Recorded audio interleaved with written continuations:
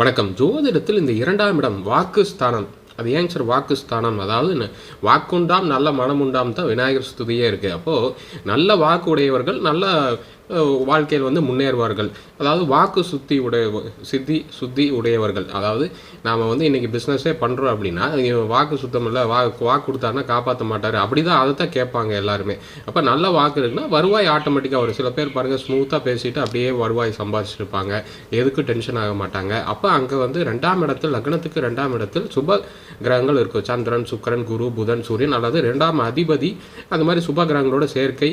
இல்லை 2ஆம் அதிபதியே சுப கிரகமாக இருப்பார். இப்போ பாருங்கள் காலச்சக்கர மேஷத்துக்கு 2ஆம் அதிபதி சுக்கிரன் தான், ஸ்மூத்தான பிளானட் சுக்கிரன் உங்களுக்கு தெரியும். இதே செவ்வாய், சனி, ராகு அல்லது கேது சம்மந்தம் இருக்குது அப்படின்னா ரொம்ப வல்காரிட்டியாக பேசுவாங்க, திட்டி ஏசி அந்த மாதிரி வாழ்க்கையவே கெடுத்துக்குவாங்க, தேள் கொட்டுற மாதிரிலாம் பேசுவாங்க. அதனால் அவங்களுக்கு ஒழுங்காக நிறைய ஆப்பர்ச்சுனிட்டிஸ் மிஸ் பண்ணிடுவாங்க.